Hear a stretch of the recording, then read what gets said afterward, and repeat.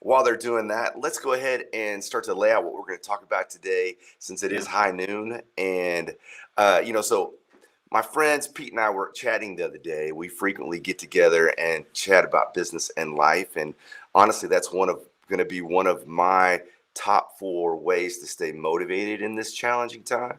It's to connect with your peers. And so we were chatting, and we were like, there's so much going on right now, and there's so much information everywhere. I wonder how we can help our people better, stay motivated, better manage these times. And I thought, well, let's just come up with our 2 favorite ideas each, do it in a quick live stream, so that way we can get your feedback. You can ask your questions, you can give your insight, and we would love to hear your thoughts and solutions as well. Because as every expert knows, many times the answers are in the audience and they're not up here. And that's especially true when Pete's on. So, okay, so there's so Kimberly, Rockford, Michigan. Now it's a balmy 19. Woo! Kimberly, you might want to put on some sunblock right there. That's Pete, also here's the answer. Upstate, and it actually is Elmira. I see it. Elmira, New York. It's upstate. Well, in Arkansas we call it Elmira. Elmira. I'm from Long Island, and so really, thank you.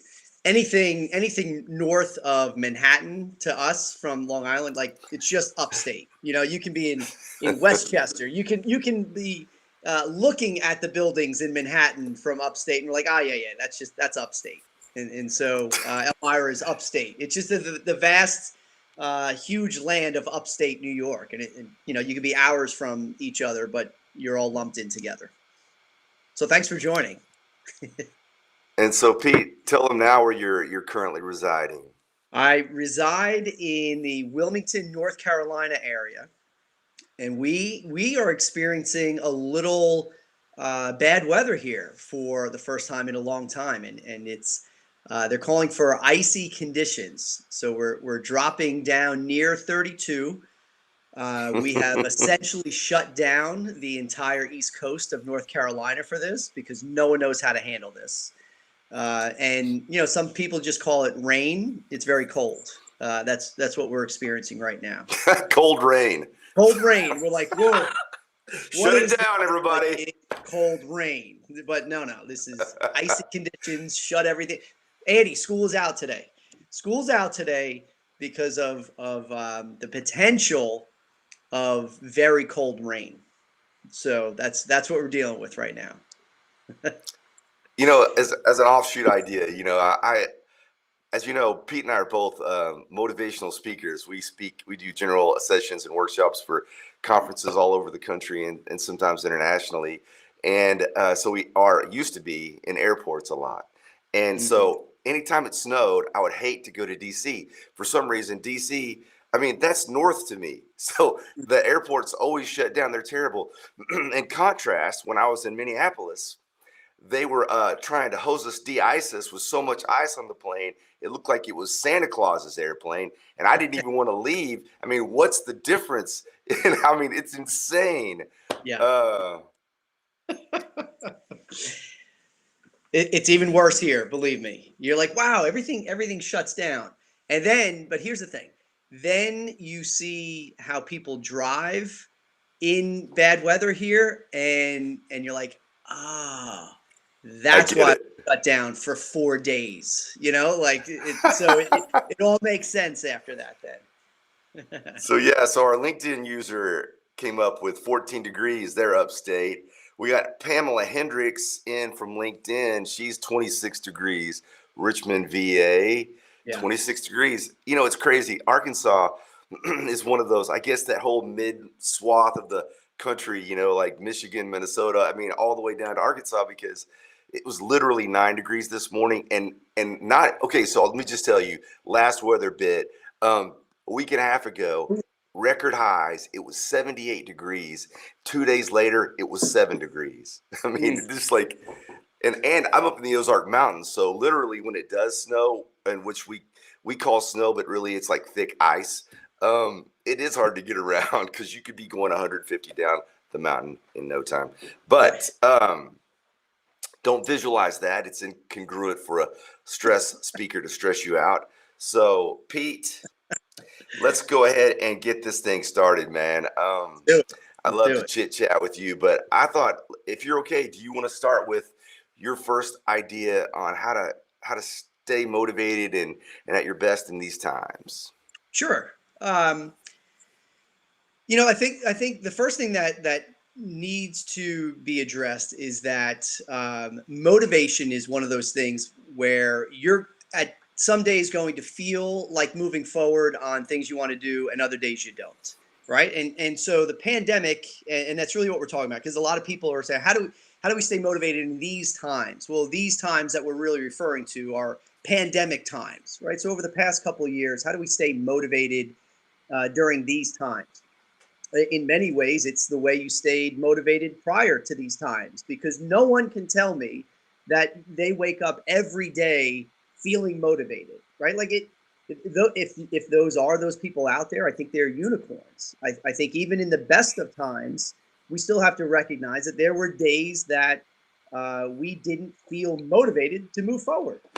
So first of all, we got to keep that in check, right? So the real question is, how do we continue to stay motivated regardless of the external circumstances that are around us at any given time? And so just having that perspective first, I think, creates the right mindset for people. Like, look, this is just another obstacle that we're going to have to overcome.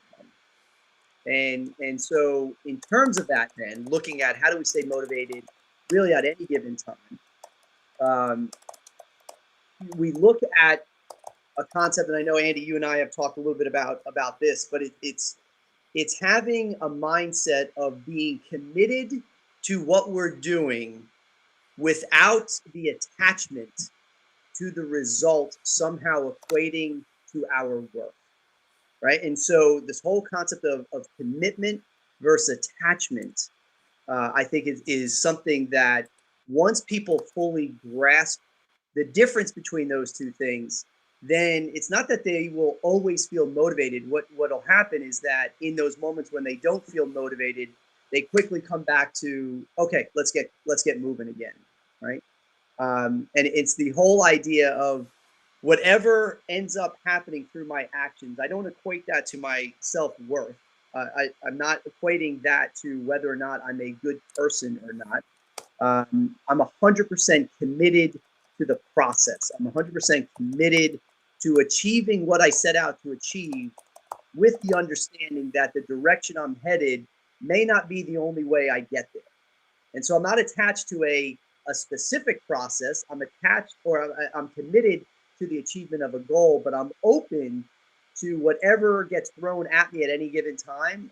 I'm confident that I can overcome that and still be set on the goal that I set out to achieve.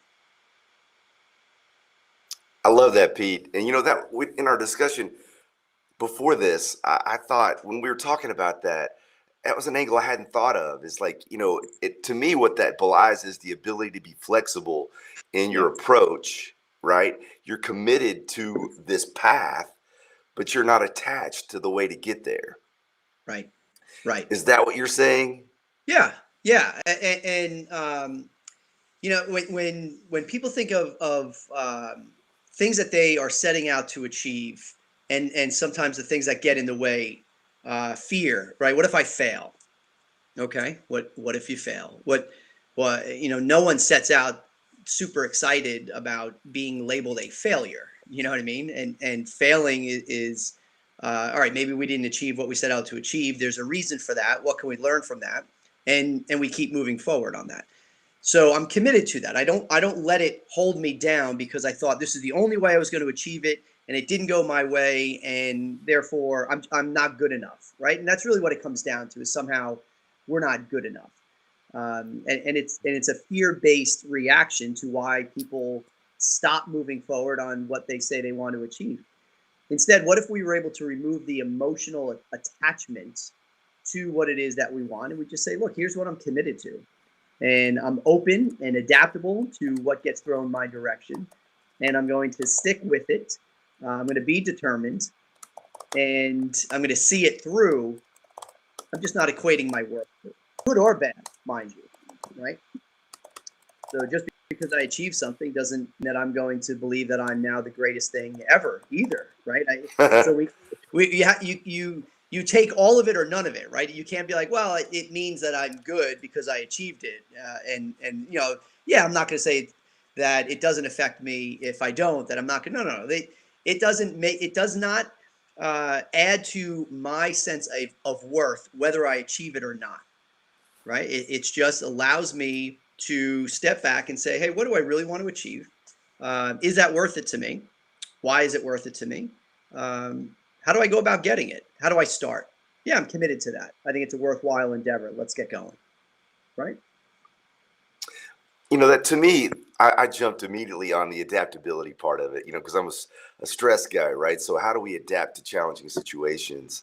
Yeah. And I think what you're talking about, in my opinion, is one of the best a mental tool that people can use to clarify uh, the way that they see challenging situations or big goals or successes or failures. And Mm-hmm. I love that. I think that's really clear for people because it is for me. Because, for instance, to be able to put this live stream on, I didn't realize. See, my goal, I'm committed to putting this live stream on every Friday. How I do that, I'm not attached to that. I haven't been able to be attached to that because I didn't know you had need to have to be an electrical engineer and an AV person to be able to do this, right? So I've gone through. This is a totally different platform than our first live stream. That's just a small example, but I love the fact for me when you're speaking, everybody, if you're wondering what I'm doing, basically what I'm doing is I'm taking notes for us that we can kind of summarize with later, and it'll help, at the end make this a little bit more tangible for you. So, okay, Pete, I love this idea of commitment versus attachment. Did Yeah. you have another example, or did you want to go further into that, or did you want Yeah, me to I'll try tell to you ping something? where it comes up a lot is in conversations with coaching clients. And sometimes it comes up on around the topic of having difficult conversations. And this is where people's fears will kick in. So, for example, a common one would be the fear of being disliked, right? Or the fear of confrontation. And this is valid, right? Now, we can trace all that back and get to the root source of really what that fear is all about. But I think a common fear that many people can relate to is I don't want to be disliked. And that fear doesn't not necessarily make you a bad person because you don't want to be disliked, right? And so let's normalize that for a second. When it comes to having difficult conversations, though, when it comes to having a conversation, a candid conversation that is with the intent to help move that person forward, that's where sometimes people freeze up because in their minds, if they have that conversation, that person may not like them. They're not going to like me. What does it mean if they don't like me, right? All of a sudden it becomes part of our self-worth again, and we hesitate on that. But if I'm truly committed to helping that person grow and develop, then I will have that conversation knowing full well that a result of that may be that they don't necessarily like me because of that conversation, right? But I'm willing to absorb that. I'm willing to take it because my intent is for your greater good. I'm committed to their growth and development. I'm committed to your growth and development, even though I'm going to say some things that you may not like, even though what I say may end up having you not like me because of it. But my intent is for you, and I'm committed to your growth and development. And so I'm removing the attachment to how it lands on you or what you think of me because of that, because my whole goal is I'm 100% committed to helping you as best I can. Hopefully that makes sense. That makes perfect sense. You can think about that in many different roles. Yeah. As a parent, it's oftentimes like I have two daughters. One's about to be 14, one's about to be 17. And throughout raising them, there's been many times when I've had to really fight the need to be liked, to do what is difficult. And I'm not saying I always did that, but I really did try. I tried every time to try to do that. And the way you do that for me is I wasn't attached to how I helped them. And what the results of that were for me. I'm just truly committed to helping them be the best persons that they could be. Yeah. So, and I think leaders probably run into that a lot, just in a similar form, you know. Yeah. And I think it often gets really complicated with our significant others as well, Sure. because then it's really, you want to be liked, you want to feel loved, but you also want to help each other grow. And I think the easiest way for me to interpret and internalize that information, Pete, is that, you know, you've got to get your own emotions to be driven by what you're committed to, not what you're afraid may or may not happen. Sure. Yeah. And a lot of confidence in yourself, right? Like I think unabashed honesty with yourself. Like I'm not perfect. I make mistakes. My goal is to call out my mistakes before you do. And if you call out mine that I'm not aware of, hey, I appreciate that. Right? I'm not perfect, but I'm Yeah. 100% committed to whatever it is that I'm doing, and it allows us to be more receptive then to different ways, different opinions, different thoughts, different ideas, because my way isn't the right way. It is a way, but there are other ways, and I'm willing to explore that. See, I love that openness and adaptability, and you can only get there, that groundedness. You can only get there when you identify and clarify what you're really committed to doing in a Hmm. situation, Yeah. or as a person, right? Because so many times we find that, well, I'll just say this: the most stressful way to live, I think, the way that handicaps our emotions more than anything is when we to live for external validation. Mm. If we're always basing our success on the perceptions of other people, then that just truly said, I'm an empathetic person. I'm very sensitive to people's emotions and thoughts and feelings. I mean, Pete, if you and I were in a car and we were driving somewhere, I would remember everything you said, but I would remember no logistical information about how we got there. That's just the way that I am. I'm terrible with directions. Yeah. Okay. And so, but being that as a young person positioned me to look and feel for validation from other people. And Hmm. when you look at psychology, when you look at philosophy, they call that, what do they call that? Self-actualization. When you Hmm. become the highest version of yourself. Every philosopher, every psychologist who talks about this particular issue, when they talk about being your highest version of yourself, is doing what you are recommending, being committed to a path, and even if it hurts your feelings or other people's feelings, or creates fear in you or in other people. I think that's great, Pete. I mean, and that does work in every situation, regardless of whether we're in a global pandemic or not. Yeah. Yeah. All right, Andy. So what do you got? So there's my first idea. What your turn? What do you got? Okay, so I mean, I could literally go into this whole external validation thing, but maybe for another time. It's a very important one. But what I've prepared for us today is a really easy way to, what I found really is an easy way to clarify for people what they're feeling. Because right now I'm building this course on how to overcome overwhelm. Because Mm. almost everybody I talk to, if I have an honest talk with them, they're like, yeah, I just feel overloaded. I just feel overwhelmed. I just feel, why am I tired all the time? Why am I cranky all the time? And so what try to help people do is challenge them to figure out what is the real emotion they're feeling. Because if you look at the psychology on emotions, it started out with like 68, then it went to 16, and then it went to 6. And for a long time, every emotion was classified into these 6. But new research out of the University of Glasgow using facial recognition software has narrowed it down to even 4 emotions. Okay, so this is how I would challenge you. So if you said, Andy, man, I'm just so overwhelmed right now, I would say, overwhelm is not an emotion. Overwhelm is a waffle word. It's a fancy word for a real emotion. So I'm going to take us to this real quick. All right. So the University of Glasgow, psychologists in general agree that these are your four primary emotions. Everything fits into you're either mad, you're glad, you're sad, or you're scared. So my question is when you're overwhelmed, which emotion is it?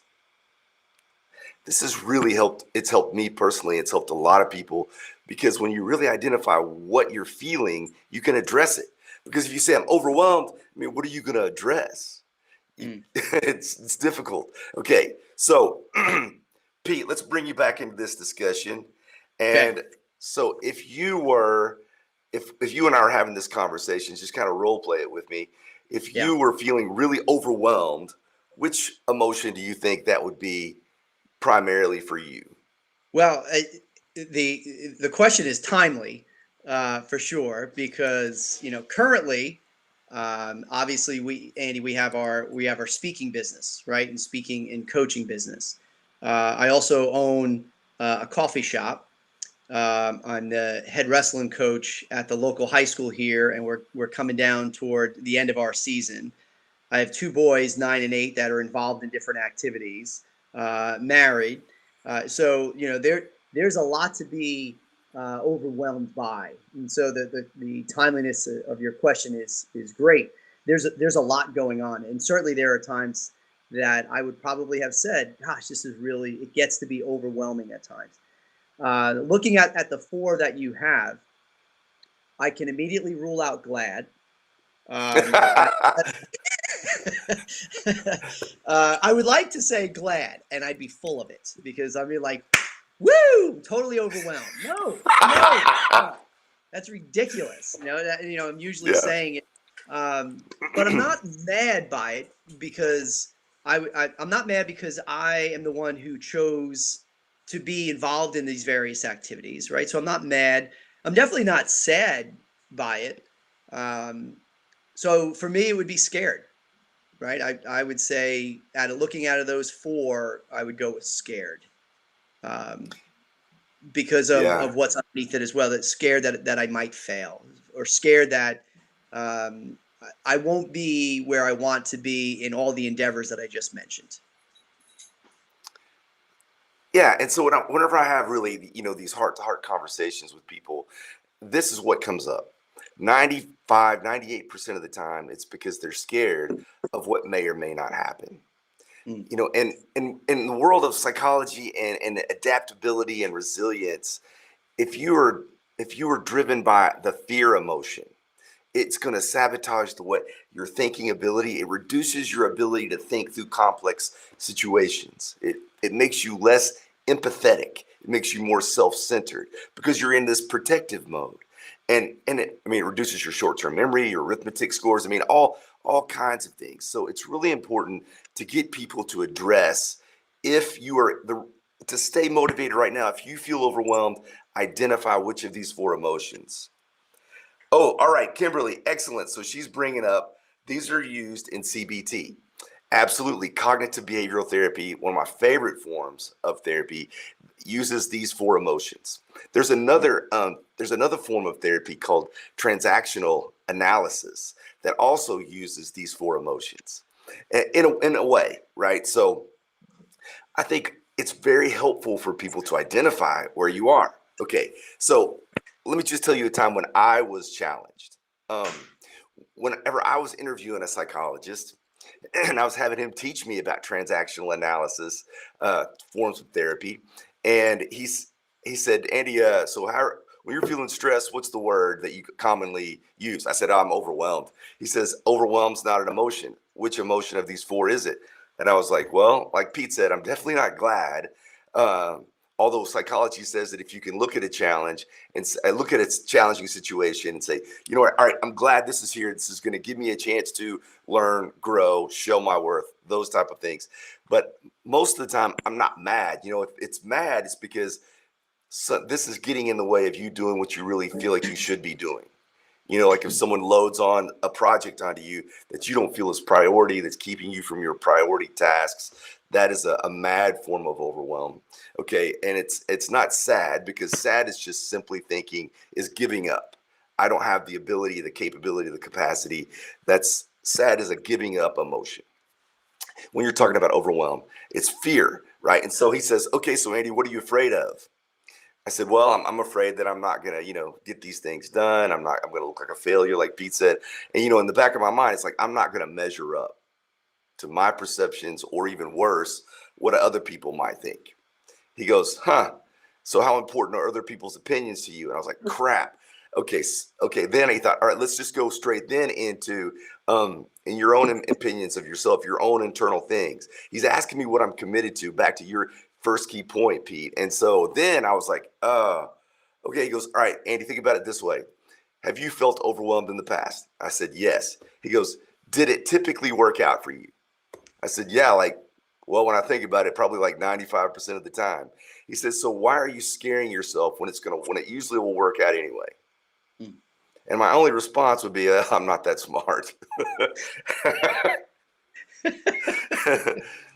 I just hadn't thought it through, right? And so that's what I want to bring to everybody today, is this idea of, if you feel overwhelmed, or if you feel an emotional state, and I want you to identify which of those four emotions is it.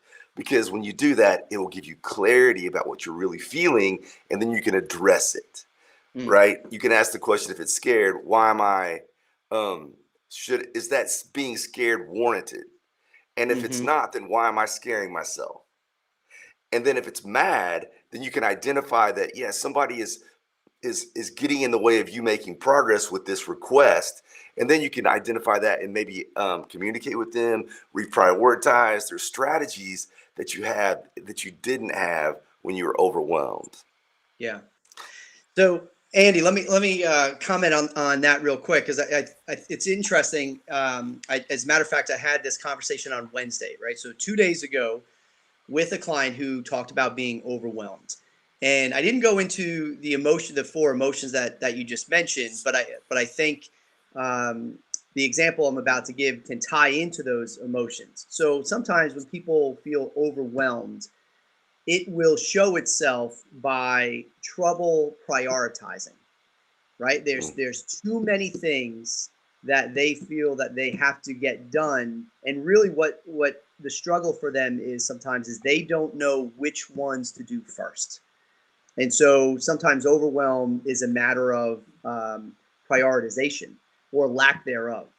And mhm, what you'll see then, for people who don't have clear ideas of priorities, they will experience being mad, right? Or being sad because they feel defeated in that, because new things continue to get piled onto them. And so I think, and scared, right? Glad is amazing, because I still have anyone who's going to be like, I'm in the glad quarter. But it's, seeing those emotions now, it's interesting for me to look back on that conversation I had and see the issue that she was dealing with clearly was a lack of prioritization, not knowing which ones to address first. But in our conversations, all three of those other emotions were touched on in various ways. So it's a really interesting chart that you just showed up, because I can see people's responses, how they travel in and out of all three of those. Yeah, anytime you can get to the root or the core of the issue, it helps clarify, right? And a coach, to me, is like this whole idea: if you don't have a prioritized plan, and then you start to get more to do than you can do, then that's the recipe for overwhelm, and fear and uncertainty and sadness, Hmm. defeat, because it's so easy to jump. Because when we're in an emotional state, when we're starting to feel scared, we remember, you lose your ability to think through complex situations. You become self-focused, and then Hmm. you oftentimes will choose tasks that will just make you feel good in the moment, versus attacking what you're committed to, right? Yeah. So I like that example, though, of, because sometimes it's a mixture of those emotions. Because Hmm. sometimes people would say, well, Andy, the caveat here is that, yeah, of course, there's more than one emotion. I mean, I feel more than just one of these four emotions. And I'm like, yeah, I totally get that, but what's the primary one? because Yeah. if you identify that, that's going to give you your best chance. So, Yeah. if I was going to talk to people about being overwhelmed, which it's so easy to do right now, first identify what emotion you're feeling, right? And then that gives you a pathway into understanding why you feel that way and if you should even be feeling that way, which in my experience, 80-90% of the people that I speak to really shouldn't even be feeling overwhelmed. They're just scaring themselves unnecessarily, right? But then if you don't have a sense if you don't have prioritization in your goals, then it's going to be hard for anybody to be successful if Yeah. they have too much to do. For sure, for sure. You see it with people at work, right? And so this is great for leaders as well. If your people are starting to say that they're starting to feel overwhelmed, we immediately have to go back and talk about priorities first, right? And then really look at what's the emotion that's being expressed, right? Are they angry because they feel like everything just keeps they have more and more on their plate and they're getting angry about it? Okay, well, that ties into mad, right? And so let's address mad about it. Again, the defeated, the sad, scared, because in many cases, those people could be high performers or they could be people pleasers, right? And people pleasers are very often people that will mention that they feel overwhelmed, and that ties back to them having a hard time saying no because they want to be liked, right? They don't want to be a disappointment. They want people to still believe that they are competent in everything. They're great listeners, and they get scared of being a disappointment. So as soon as you're able to recognize those, which is what I love about your graph, then I think it'll help managers and leaders, and certainly individually, help us really to pinpoint what's the emotion all about, and talk about that. All right, so Stephen has a good comment. And if you can't see that, Pete, it says, I feel overwhelmed. Mad is likely the emotion. Prioritization or lack thereof is a great explanation.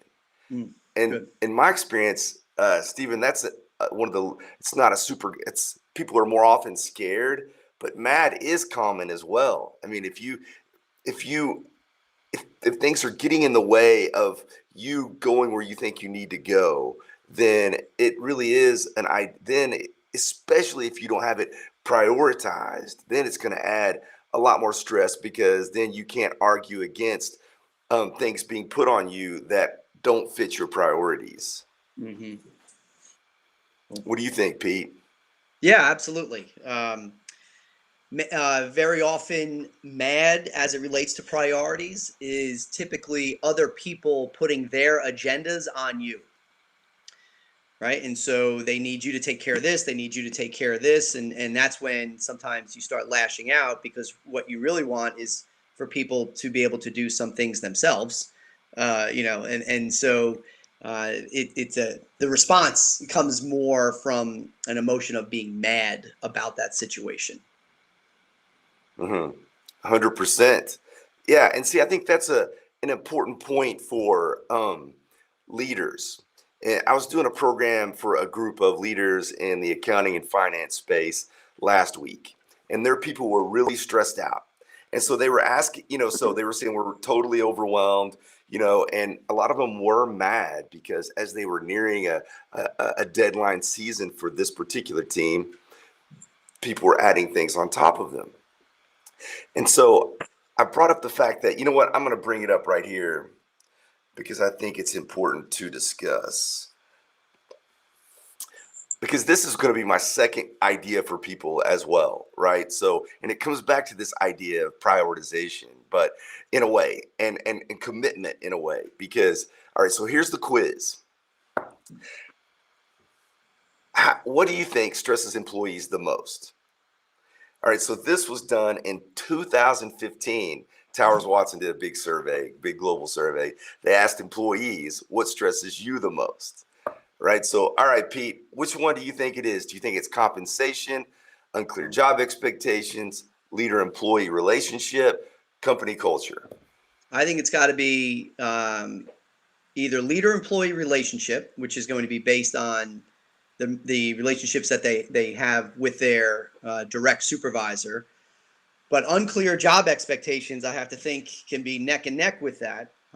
So I think it's one of those two, because unclear job expectations probably means a perception of poor job performance from someone else, which is going to create a rift between the leader and employee relationship. So I think those two things are really symbiotic to some degree. So I don't know which one is the most, but I'd say it's one of those two. Great guess, Pete. Great guess. And you alluded to, actually, let's throw a couple things here. One, all right, so Stephen said that we've hit the nail on the head. He's in a leadership position in healthcare, and it is so much about this prioritization piece. And I think, Stephen, you're going to like this too, because like this will also feed into this idea of how to lead people in challenging times. Ian on Facebook jumps in and says hi. Kimberly's going to guess unclear job expectations. Steven's going to guess unclear job expectations. And man, I tell you, we've got some smart people on this, because in this survey, it was the number one response was unclear job expectations. Now, when you slice and dice this data, depending on what job they're in, what company culture, I mean, depending on where you are, it could be compensation. Like we know that people under, I think it's like under, it depends on where you live, $60,000, $70,000 a year, money is the number one motivator, and it's the number one stress, because it's about survival. And then, in some situations, in that leader-employee relationship, I mean, a good manager can make a terrible job bearable, and a bad leader's manager can make a great job unbearable, right? And if you get stuck in an organization, the wrong culture for you, you could be amazing at your job, but you'll be unhappy at it. So it can be all of those things. But this was the number one here was clearly unclear job expectations. And I think that's such great news for us, because if we clarify even what we think people already know, and what the expectations for us are, I think that's one of the easiest ways to prioritize, and also to help adapt when people put stuff off, overload you, and if it's not part of your specific job expectation in the commitment and the path you're going, then that opens you up to a better conversation. So Andy, I'll touch base on that real quick. Resentment, to kind of piggyback that a little bit, resentment very often is unspoken expectations, right? And so to some degree, you have the unclear job expectations, but for a lot of people who start feeling that resentment build up in them as it relates to their relationship with other people, in many cases, it's simply unspoken expectations that person is not meeting, right? And so we want to make sure, especially as leaders and as managers, that we're very clear with what our expectations are of others, both in two specific ways: in what we expect them to do and how we expect them to do that, right? And very often the how gets lost. We live by the what, and that's all of your job criteria, all the bullet points, when really what many people live in, which is usually the last bullet point, which is like, and other duties as assigned, right? I mean, that's really what, I don't know why we just don't start handing people and be like, look, as other duties get assigned, that's what I want you to do, and I want you to be great at it. So the what and the how, we need to be clear with regard to our expectations as well. That's awesome. My video is frozen. I think I laughed too loud, but but I love that, Pete. You can see me in that image writing down, because I just wrote down, I hadn't made that connection about job expectations. And what did you call them? The unspoken job expectations. Man, that is so good.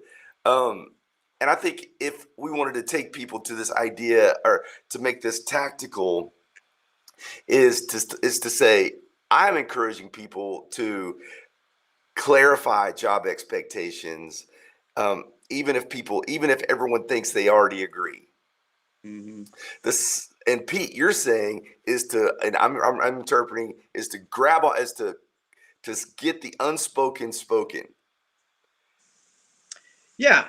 So let's look at performance reviews, right? And I had no idea we were going to go down this road today, but we're going down performance reviews for employees. Well, we evaluate performance in those two areas. We evaluate what we expect people to do, and we are evaluating in our minds how they have done that. Case in point, let's say you have two people working for you. Let's say you have Andy and Pete are your two employees, right? And what Andy and Pete are expected to do is show up at 8 a.m. every day, ready to work, right? That is what they are expected to do.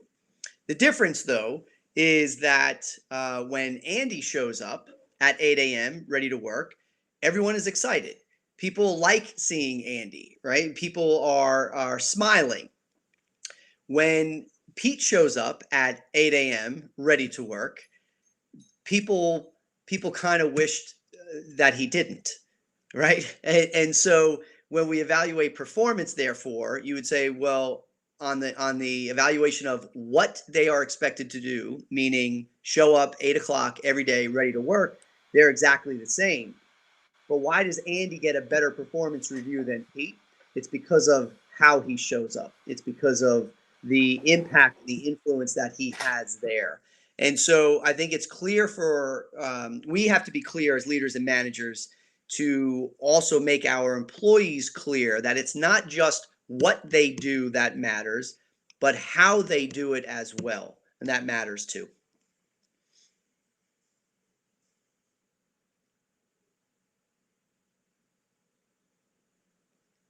You still there, Andy? There you are. You're back.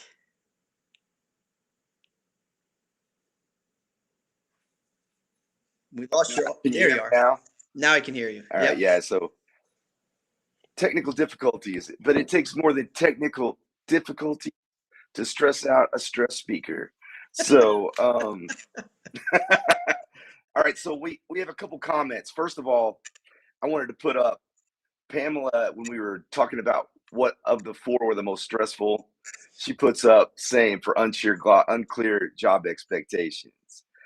All right. So Stephen has a question, and I think we'll let you address this one, Pete. What if the expectation is unrealistic? According to whom? Perhaps maybe according to the person that expectation has been given, right? That's my assumption is what if someone wants you to achieve something that is just simply not going to happen? Okay. Or unrealistic expectation. I think that's worth revisiting that with that person. Say, hey, I can try to achieve whatever it is that this person is asking you to achieve. Which one of these things that I'm working on currently do you not want me to pay attention to anymore? Right? It's a great way to reorganize priorities. Something along those lines.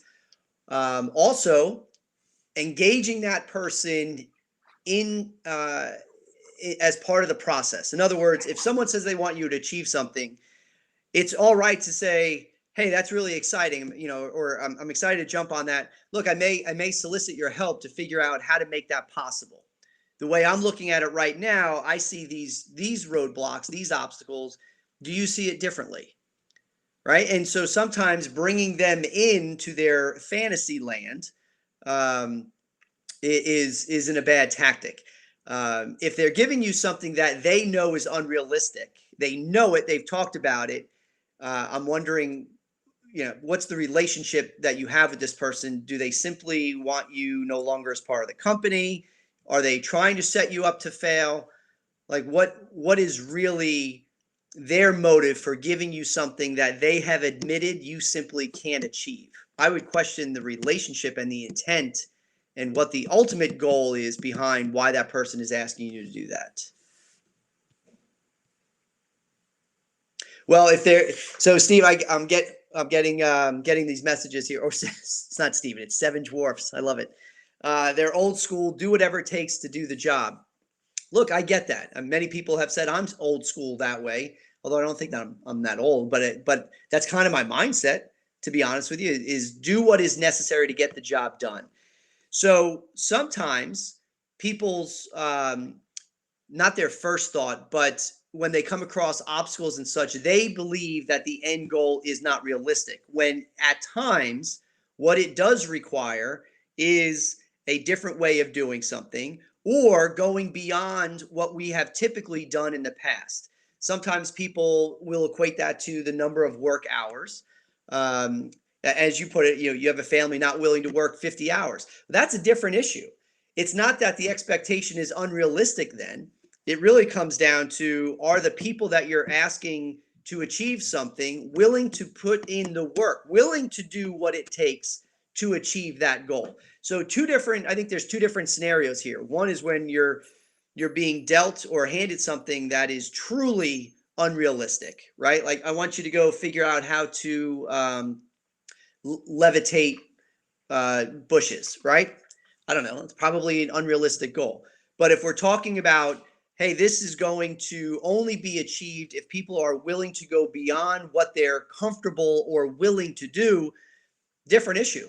Different issue. And I think that that's worth assessing on the merits of the people and their ethic, their work ethic, their commitment, and their drive. Are they willing to do what needs to be done to achieve what we set out to achieve? So maybe it's not unrealistic. Maybe it's just that that person's not willing to do it. Two different issues.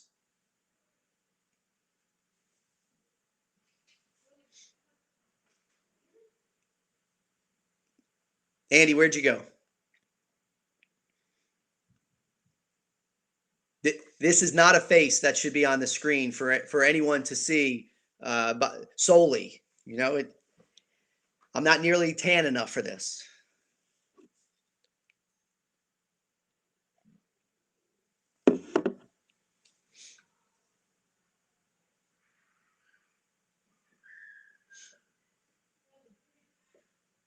Seven Dwarfs. That's such a great name. I love it.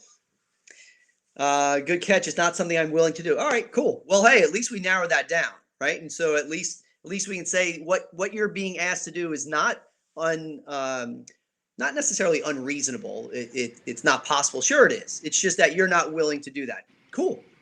Then that's the stance that you take, right? And that's a decision, mind you. So we also then need to be prepared for whatever the consequences are of that decision. And so if you are committed to saying this is the only amount of hours that I'm working, fine, that's your choice. And be bold and emboldened by it, but also be prepared for whatever consequences may come your direction because of that. Can you hear me now, Pete? Yep. Okay, thank goodness. So all right, I'm gonna catch some of these comments. I really am so thankful for everybody for jumping in on the comments. Okay, so I like this one, Ed. I like this because it comes from one of my mentors. David is an incredibly smart person, incredibly good artist, and he's one of the people I go to when I try to figure out difficult things and have for 20 years. So he hit this point I think is worth talking about. At the heart of these relationships and miscommunications, expectations, it's often a lack of listening. And for me, the lack of listening can be so many different, there's so many different aspects or contributors to that. But for me, as a stressed guy, I understand that when you reach a certain level of stress or overwhelm or frustration or fear, you become inwardly focused. You lose outward focus. You lose even empathy. So if someone is in a heightened emotional state, unless you can help them reduce fear or at least give them a better perspective, they're going to stop listening. So I think if you can help people identify which emotion they're feeling, are you mad? Are you upset about something? Or are you worried about something? Or do you feel defeated by something? Those are those three emotions. And that could really help, I think, open them up to listening again. But I also wanted to say we've had some great comments. Ian comes in with, this has been a beneficial conversation, and even tells us to keep it going. I love that. So I also want to bring in, wait, there's a couple other comments that I thought were really good. Pamela, I love this idea of setting boundaries. To me is another form of clarifying expectations, right? And I think that's another way to say that. So you can clarify what's expected of you, clarify expectations, but you can also, in a communication, even with leaders, you can clarify what's expected, what you expect of them. And I think that's a way to talk about boundaries, right? You can even talk about boundaries as expectations, and sometimes that might diffuse the potential emotional aspect of calling it a boundary. So Kimberly says I'm in and out with the sound. So Pete, I'm going to let that go to you. And did you want to talk about another key point, or where are you on what you want to deliver today? Sure. I'll mention one other thing that I want to perhaps change the way people think about a question. And this is as it relates to just being active, being in motion. Obviously, there's a lot of conversation and emphasis on finding out your why, right? And I know Andy, you're a big why guy. I like why. I typically ask people, what do you actually stand for, right? And really, what I'm getting at is, tell me about your purpose. Tell me about what you choose to bring to this world. Yet, in terms of activity, what if why not was good enough, right? Like, what if why not was good enough as a reason to try something different? And so sometimes we get hung up on the why, and we get paralyzed by the why, and we dissect the why to ad nauseum, and we contemplate the why, and we create our lists of pros and cons and all of that, right? And we come up with a million reasons why we should or why we shouldn't. What if instead, what if why not was simply a good enough reason to move forward? Right? I don't always have the answers. I may not always have the answers. I'll find out while I'm in motion. So why not? Right? If you've been contemplating something for a while, and perhaps one way to look at this past 2 years, the pandemic has provided us a great opportunity to really look at our lives in a very different way. And maybe we have contemplated doing something that we thought of years ago. We thought the timing isn't right, and all this other stuff, all this other, and not that they're invalid reasons, but they're just simply obstacles. Why not move forward, right? Like, really, honestly, why not? And that's when it comes back to, well, what if I fail? What if this doesn't go well? What if not? So we learn and we adapt and we move forward. It's amazing to me how many people will stay stuck where they are. They'll stay in what they have created to be their comfort zone, right? Even though they continuously look beyond it and they want to go out and try something, but they'll revert back to, well, what if this doesn't work, and what if that doesn't work, and my pros and cons list again. And I'm not saying that's a bad idea, just sometimes it can be paralyzed by that.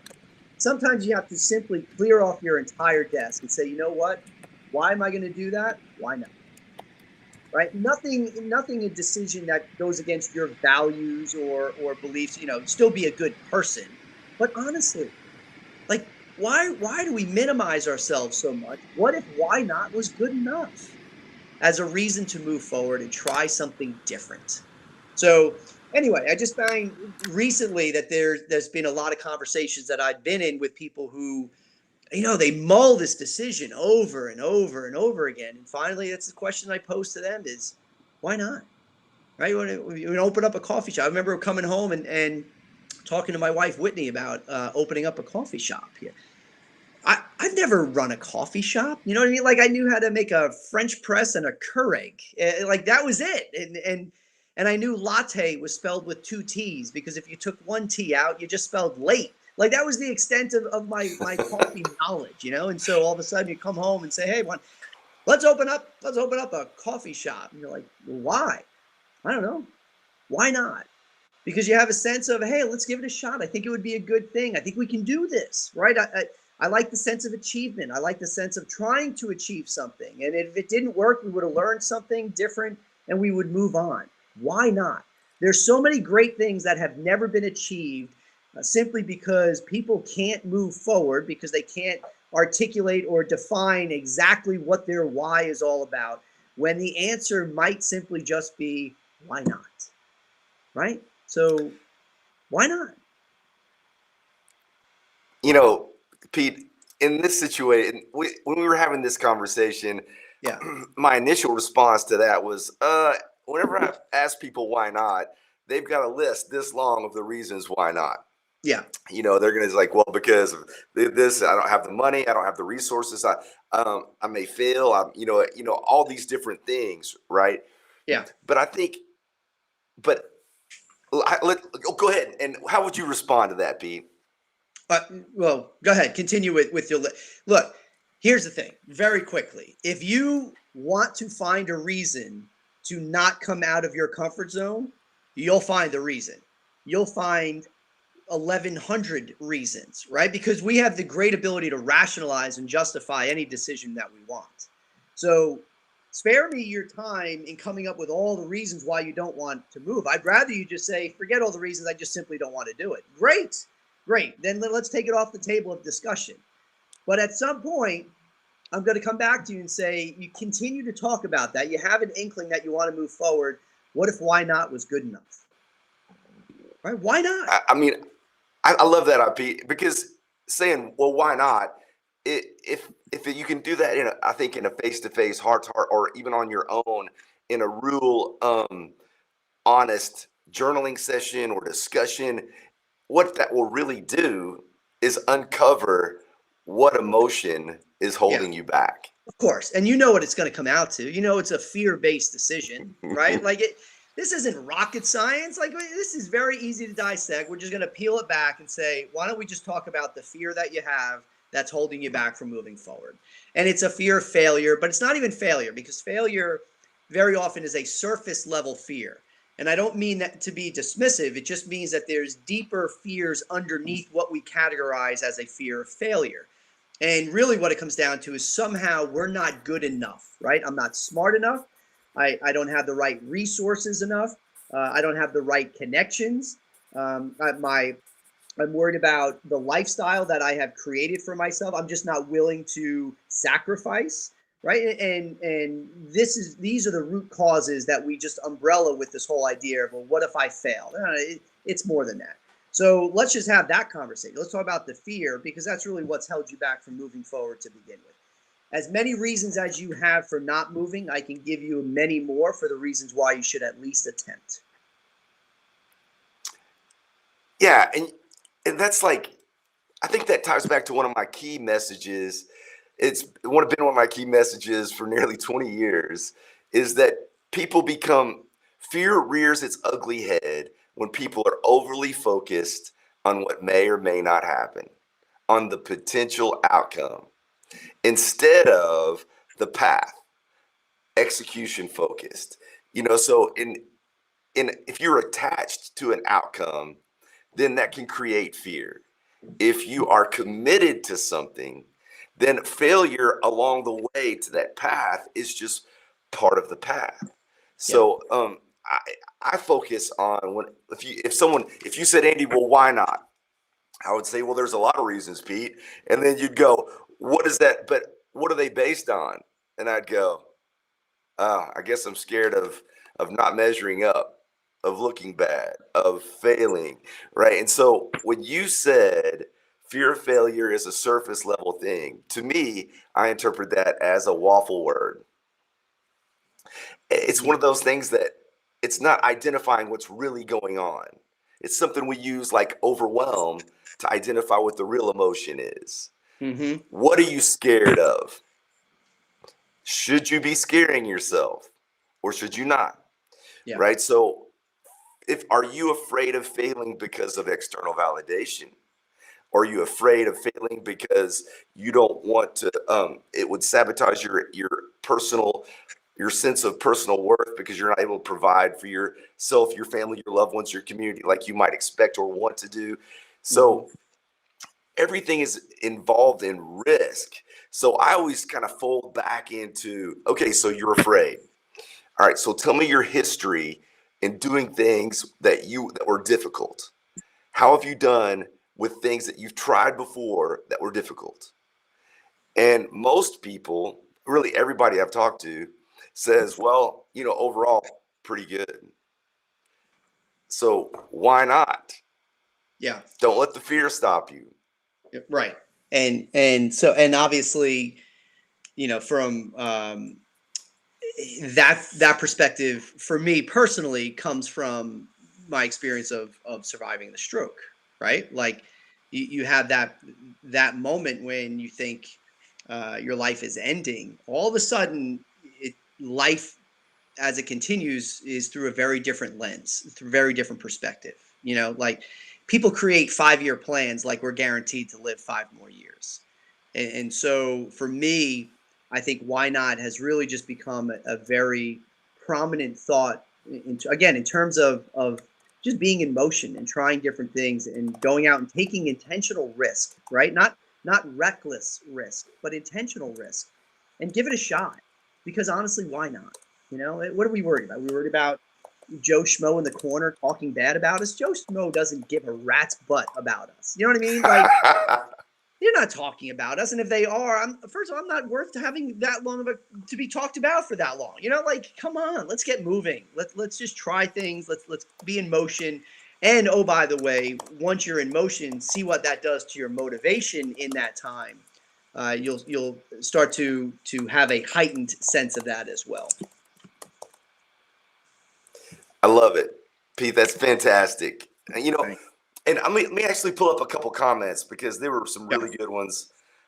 Kimberly brings up this thing that when our emotions get heightened, dialogue stops. Or the way I would say that is your dialogue's distorted. Other people's perception of what you're saying is distorted because they're scared, they're afraid, they're self-protective, yeah, overly afraid. So in trying to be open-minded, it takes, I think, a transformational leader, a leader or a person who that person believes is honestly invested in them, who actually cares about them. Yeah. And that's one of the things I like about you, Pete, and it comes through in your presentations, is this idea that you can tell people some of these hard truths that could make us set back a little bit and maybe be on edge, but I can tell you actually care. So I think that's why I like these conversations, because you've done a great job of clarifying the complex in a real way, in a memorable way, in a way that helps, that makes me, it's kind of like that trusted friend, who can tell you that ugly truth, and it may tick you off for a second, but you can identify and use it and move forward. Which leads me also to Seven Dwarfs. He's received 60 minutes of counseling for free. What? Who said this was for free? Like what you just haven't got the bill yet. So that's all. Yeah. Oh yeah. Wait a minute. This is free? Oh You didn't tell me this. Right. Pete, when I asked you to do this, I said, "Do you believe in free speech?" And you said yes. And I said, "Well, this is free. Thanks for the speech." I thought you meant when you said like, "Hey, are you free at 1:00?" I didn't know that that's really what you meant. So I charge at 1:00. Oh, This has been great. And Kimberly adds, I like this comment, Kimberly, because it summarizes really what I was trying to say, is that if you say why not, write it down, why not, and then go back to that 4 emotions and see which one it is, and it'll give you some greater, I think, internal insights that you can that makes it a lot more actionable and even motivating. So, all right, Pete, I have just a couple quick notes that I'm going to put into the chat for everybody. If there's Oh wait, can't post more than some technical difficulties. So we're gonna do this. Okay. Oh, that's a good picture. I like that one. That's good. Yeah. All right. There you Well, let me just verbally recap for everybody. See, I'm committed to giving you these answers. I'm just not attached to It the has nothing way to I'm do with going to your do it. self-worth, Andy. It has nothing to do with your self-worth. We still like you. You're not really technically sound. Pete, Let's be honest with you, but we like you nonetheless. it's a good joke. It's just a little too close to home. No. All right. So here's the thing. Pete's first key point is we were recapping actually just then is this idea of being committed versus attached. Yeah. And I think that's really a powerful way to run that through your own mental filters. Whenever you start to feel like you're having trouble staying motivated, especially in challenging times, ask if you're attached to the outcome or the path or what other people or your own opinions versus what you're actually committed to. I think that's a great one. My key point were the four emotions: mad, sad, scared, glad. And I think that's a really valuable tool to use to help yourself and others clarify these complex times, what we're really feeling, and give you a way to address that, hopefully more productively. All right.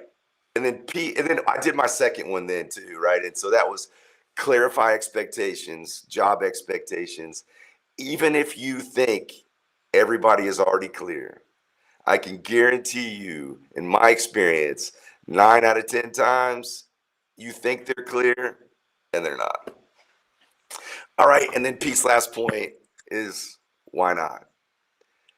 Get unstuck. I think this why not question can lead you to get unstuck if you're stuck. So I really think that's great. It's easy to be stuck when it's a challenging time or when you feel overwhelmed. Cool. So Pete, did you have anything to add to that? Nope, you summed that up perfectly. I would have liked to have seen the visual of that, but you recapping it is just there we go. Is just as effective for me, Andy. So thank you. I can't wait to see what the next. I'll bring a little visual for next time, Pete. I'll bring a visual that we can kick it off with. And so if you guys come back for the next one, I'll have a little image that you can take back, because as Seven Dwarfs said, it's always great to know stuff, but now you got to figure out how to put it into play. Yeah. And I believe one of my core concepts is clarity is energy in a complex world. Are you committed? Or are you attached?